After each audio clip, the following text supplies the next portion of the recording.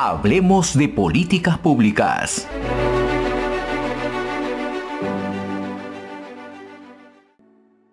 Bien, regresamos de la pausa, queridos amigos, en Hablemos de Políticas Públicas y como les dije antes de la pausa, tenemos con nosotros a Omar Neira, que es especialista en gestión pública, y a Fernando Calme del Solar, que conduce conmigo, y en este momento Fernando está en Chimbote, ¿no? Él se va a pasear por las regiones, no pasear, va a trabajar gremialmente, como debe ser, por el tema de las pymes. Así que Omar, muchas gracias por darte el tiempo. Y yo tengo una pregunta de frente, ¿ya? Porque ya Fernando te preguntará otras cosas. Mira, nosotros estamos llegando en este momento a Cajamarca, a Huánuco, a Huancavelica, Lima, provincias, estamos en Puno, en San Martín, diversas regiones del país. Estamos llegando y una de las preguntas que vino hace un tiempo, en el anterior programa lo tocamos con un promotor de un colegio, y creo que tú has estado hablando en mesas técnicas también sobre el famoso retorno a clases, ¿no? Es urgente, hay un tema de salud mental, es cierto, pero ¿cómo ves este tema del manejo de la pandemia? Primero, sobre el manejo de la pandemia del gobierno, y dos, ¿cómo ves este retorno seguro y flexible que se habla? Y creo que tú le pones urgente también, ¿no? A la frase. El retorno voluntario, seguro, progresivo, urgente a la escolaridad tiene que ser un espacio de discusión en nuestro país. Porque si solo nos quedamos en el retorno porque es la educación solo nos da aspectos cognitivos, cometemos un error. La educación forma personas, forma seres humanos. Y en ese contexto, la actividad socioemocional es tan fundamental que la cognitiva, porque es la que te da todas las competencias blandas, por ejemplo, que necesita el ser humano para ser ser humano y desarrollarse en un ámbito social. Y eso no lo aprendes en una pantalla. La capacidad de interactuar, tú la vas a aprender en un colegio digamos, con tus coetarios. O sea, los niños de 5 o 6 aprenden a resolver sus conflictos entre ellos. Y cuando tú ves la educación bajo ese concepto, reclamas y dices, oye, hay que retornar prontamente. Claro, y ahí viene la segunda parte de tu pregunta, oye, pero estamos en COVID. Y es riesgo, efectivamente, es riesgoso, existe, pero existirá por los próximos 5 años y no más, Gustavo. Y bajo ese concepto la pregunta es, la pregunta no es si existe riesgo, pero es tan riesgoso como las otras actividades que tenemos en la sociedad. Y la respuesta en múltiples estudios de investigación, no es una respuesta de Omar Neira, te dice, el riesgo existe, pero es mucho menor que la de un centro comercial, que la de un cine, que la de un lugar en ambientes cerrados. Entonces, en bioseguridad tú manejas riesgo. Entonces, ¿cuán riesgoso va a ser? Cuanto bien te adaptes. Si tú tienes unas clases de deporte, arte, distintas actividades que los chicos desarrollan en el colegio, en ambientes abiertos, con mascarillas, el riesgo es realmente mínimo comparado con todo lo demás. Y entonces en eso dices, oye, es urgente que regresen porque el riesgo es menor.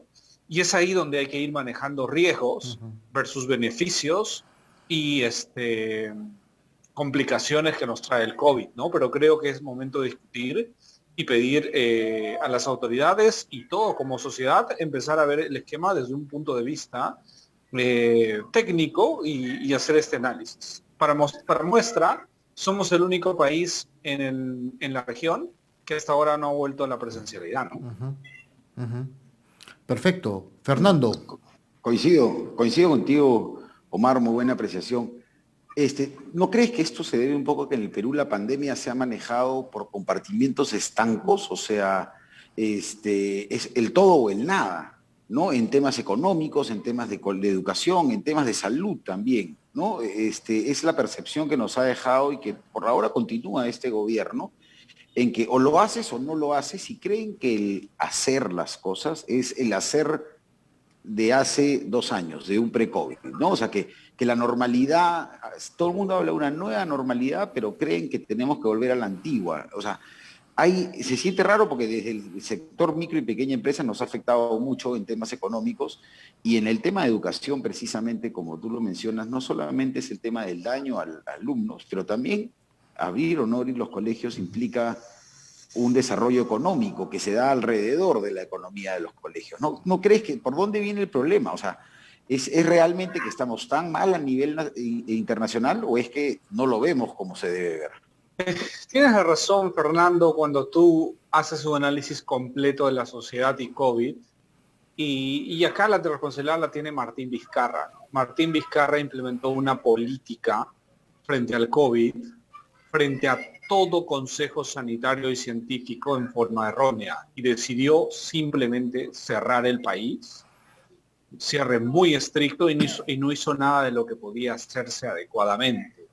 Y es ahí donde muchísimas actividades que nunca debieron cerrarse. O sea, no vamos a hablar de colegio. Mira, cuando asisto a eventos mundiales y analizamos en reuniones académicas o científicas el tema del manejo, me dicen, Omar, te escuchamos y no entendemos por qué en tu país se cerró el sistema sanitario. Fernando, no estoy hablando de otra cosa. Acá se cerraron los hospitales, las consultas médicas, de todo lo demás, y la gente creía que no iba a haber cáncer, no iba a haber hipertensión, no iba a haber diabetes, no iba a haber todo lo demás y todo era COVID. Y me dicen, Omar, tú tienes un sesgo político. Le digo, yo no hago política, mi sesgo es el real y te pasó. Entonces, si tú tienes eso, y además los sanitarios aceptaron que se encerrara, porque teóricamente estamos preparados para esto. En círculos muy pequeños académicos a mí me molestan y me dicen, tú eres COVID lover. No soy COVID lover, estamos preparados para esto. O sea, si fuimos formados es para esto existimos. Y había que estar en la primera línea, y créeme, sí, yo he aprendido a convivir con COVID, pero así como aprendí a convivir con TBC, con VIH, con hepatitis, con todas esas enfermedades que veo todos los días en los pacientes, y tengo riesgo de contagiarme, pero aprendí a cuidarme. Entonces, yo, claro, tuve una ventaja que por cosas del destino tuve una formación que mi nivel de bioseguridad es para manejar ébola, y entonces el COVID, digamos, lo manejo pues con cierto cariño, y por eso me molestan y soy un Phil lover, ¿no? Y cosas así, entre comillas. Pero, a ver, para la población es importante entender que COVID no se va prontamente y hay que convivir. Aprendimos a convivir con cólera, convivimos con TBC, con hepatitis, con todo lo demás convivimos. Y hay miles de personas que fallecen con eso. Y esta va a ser una más. Pero cuando tú dices se maneja como totalitarios la economía, la educación, la salud, eso responde un poco de por qué estamos mal. ¿Qué hay que hacer? Analizar los entornos en cada región, en cada estructura social, y empezar a hacer un retorno progresivo a las actividades. Esto no va a pasar en un año, esto va a estar para largo.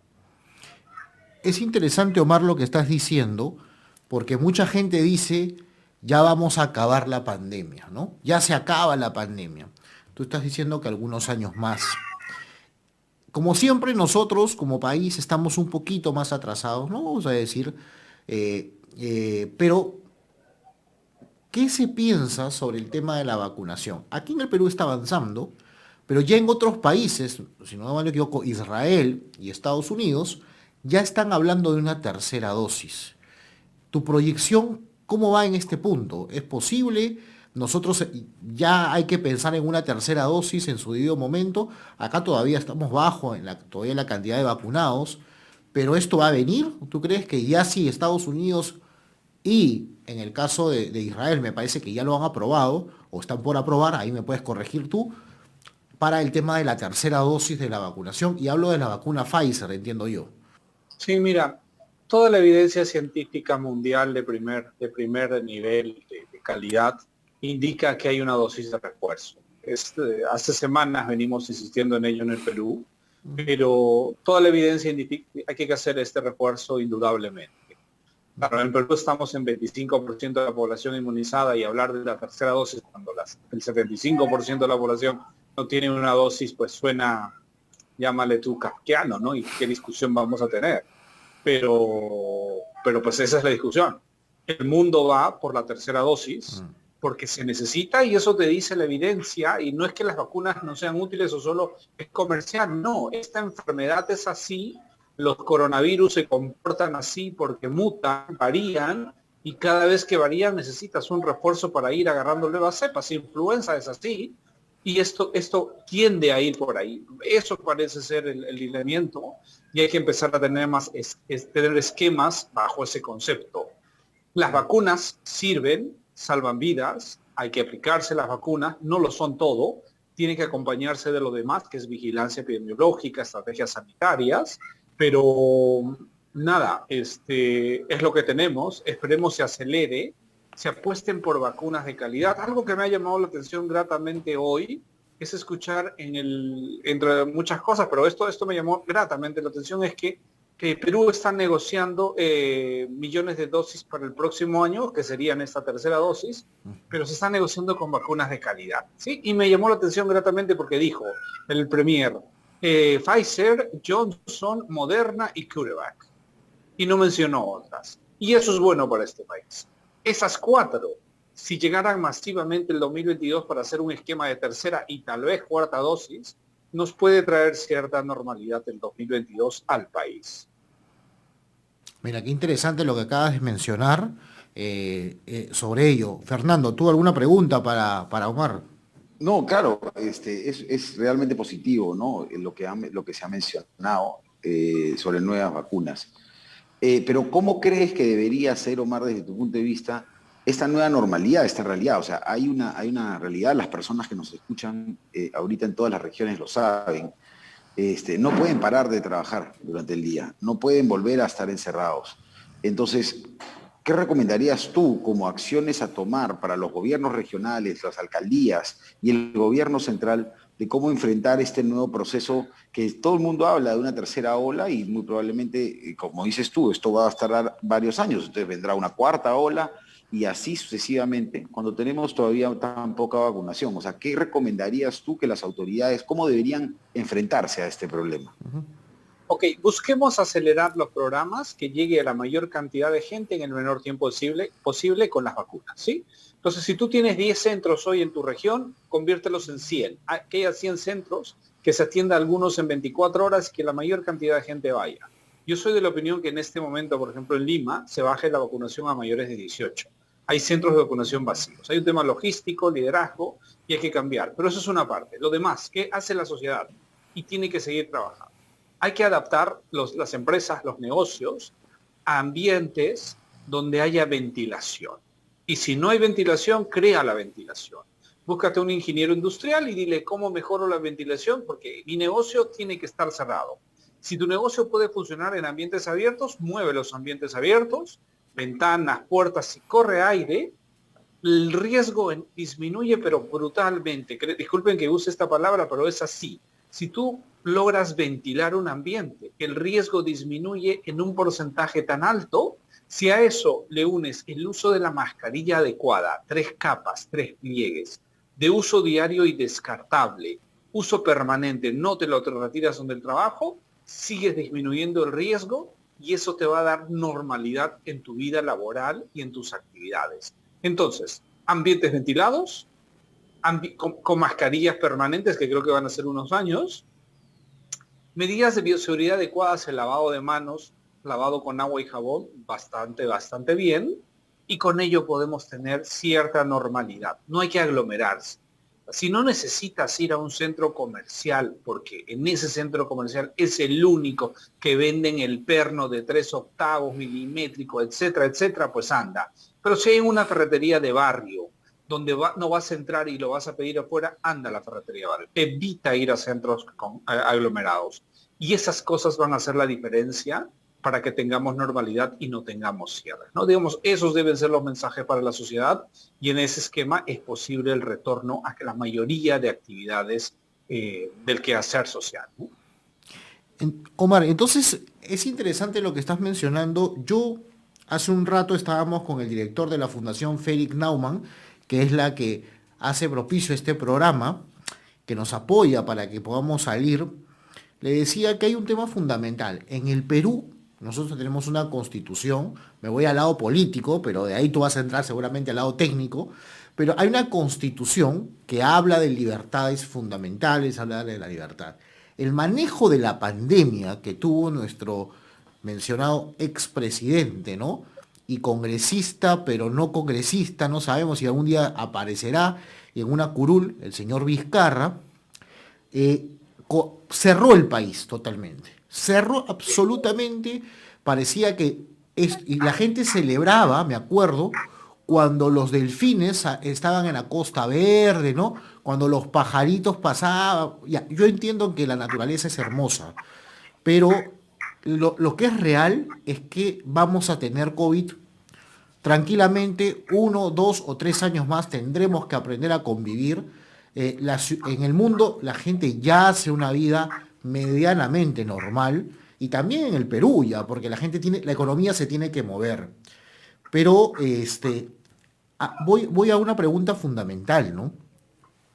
¿Cuál sería una política clara que este gobierno tiene que tener, el del señor Castillo, para que no se cierren, no se cierren las libertades o no se quite esas libertades fundamentales y a la vez permita la generación económica? O sea, porque lo más probable es que nos pidan unos protocolos bien difíciles, ¿no? Y bueno, Fernando es de la pequeña empresa, justamente él está con los gremios y a veces piden unos protocolos que de repente no lo sabemos. De repente una gran empresa lo puede hacer, pero una pequeña, ¿qué sugerencia le das al gobierno desde acá?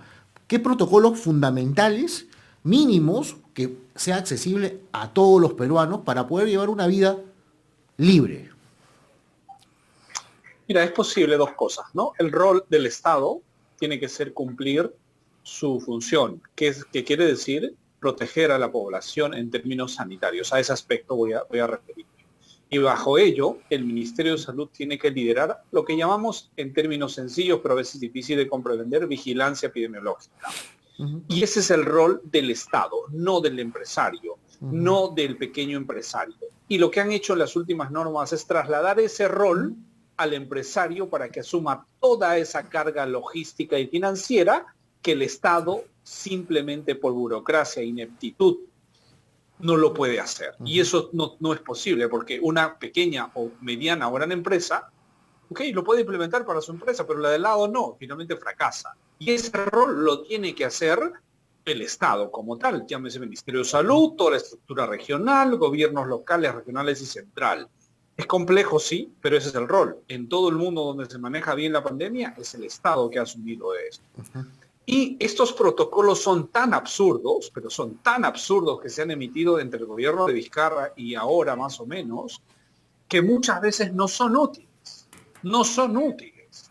Hay cosas muy básicas que con imaginación, creatividad y evidencia científica te hacen. Yo, mira, tengo ahí una foto que espero publicarla más tarde en Twitter, donde en la parte exterior de un hospital he encontrado un obrero que tiene estas máquinas para romper cemento con todo un protocolo COVID como un médico. Y entonces cuando ves esa foto te grafica lo mal que hemos aprendido de bioseguridad cuando alguien que está rompiendo cemento está con la ropa de un médico. Y no es necesario para él es suficiente la mascarilla. Suficiente, pero claro, es probable que la norma obligue a que estés con un protocolo tan estricto que finalmente no te es útil. Te vas por pediluvios, te vas por cámaras de ozono, te vas cosas que no son necesarias y no hay que hacerlas. ¿Qué hay que hacer como empresa? Que haya espacios ventilados, que el personal use permanentemente mascarillas y las deseche todos los días y un lugar para lavarse las manos. Con esas 3 medidas tienes posiblemente el 95% de protocolo COVID útil.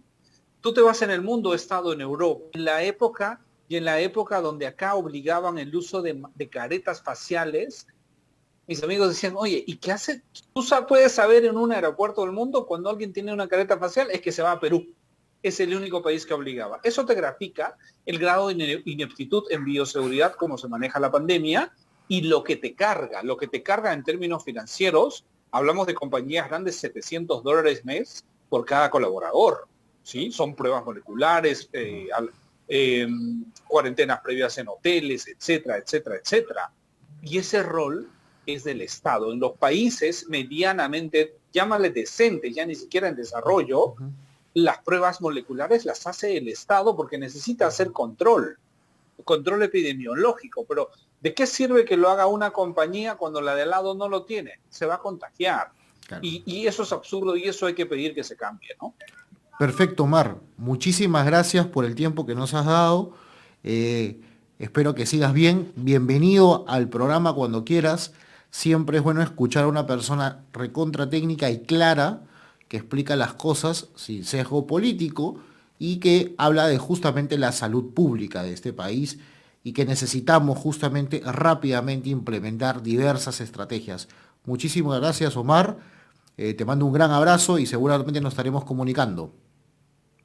Gracias, un abrazo Fernando, un abrazo Gustavo, y para mí siempre un placer cuando ustedes gusten, yo encantado de hablar de estos temas para compartir con la población que son útiles. Mascarillas, lavado de manos y no asistir a lugares cerrados y aglomerados. Lo demás es posible en ambientes seguros y necesitamos volver a la normalidad, y si no nos hemos vacunado y tenemos la vacuna disponible hay que ir a vacunarnos. Un abrazo. Muchas gracias, Omar, y nos vamos a una pausa, queridos amigos, y regresamos en Hablemos de Políticas Públicas. Hablemos de políticas públicas.